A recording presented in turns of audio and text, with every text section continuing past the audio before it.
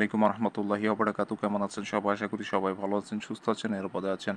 তো আপনারা ভালো থাকুন, সুস্থ থাকুন, নিরাপদে থাকুন, এই কামনা করে আজকে নতুন ভিডিওটি আরম্ভ করতেছি। তো আজকে যে বিষয় নিয়ে আলোচনা করব সেটা হচ্ছে কি যে দুইজন ব্যক্তির মধ্যে কিভাবে বিচ্ছেদ ঘটাবেন সেই বিষয় নিয়ে আলোচনা করব।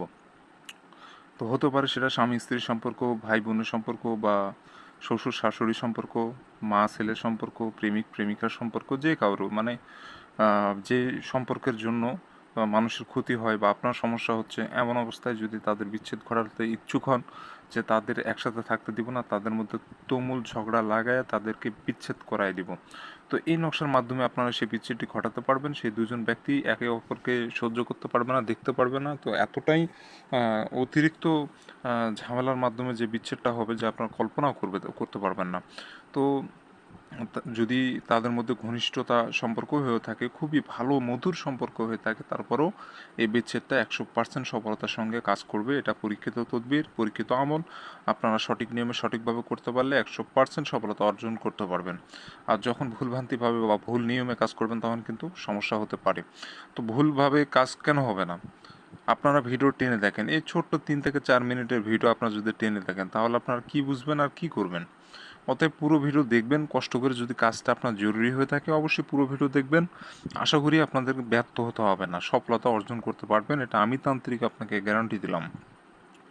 তো ভিউয়ার্স, অনেক ভাই ও বোন আছে যারা আমাকে কমেন্টে জানায়, ফোনে জানায় যে ভাই আমাদের দুজন ব্যক্তির জন্য খুব অতিরিক্ত সমস্যা হয়ে যাচ্ছে, ঝগড়া ঝামেলা, মারামারি কাটাকাটি, বিভিন্ন ধরনের সমস্যা হয়ে আছে।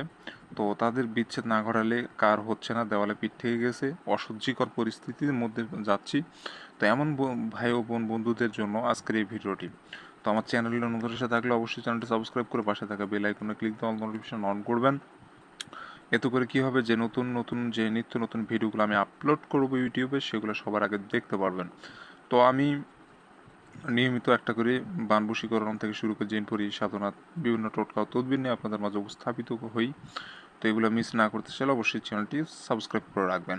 তো এই কাজটি করতে গেলে আপনাকে একটা সাদা কাগজ নিতে হবে। সাদা কাগজের উপরে লাল অথবা জাফরান কালি দিয়ে সম্পূর্ণ নকশাটা আপনাকে লিখতে হবে শুক্রবার দিনে।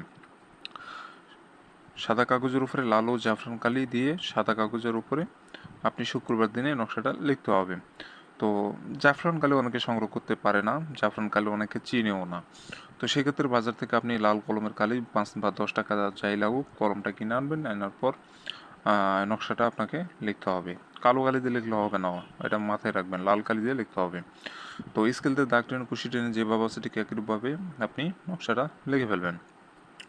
তো কোনো প্রকার তেড়াবাঁকা করবেন না, নকশা লেখা অবস্থায় কারোর সাথে কথা বলবেন না। শুক্রবার দিনে যে কোনো টাইমে আপনি নকশাটা লিখবেন। তো নকশাটা লেখার পর নকশার নিচে আপনাকে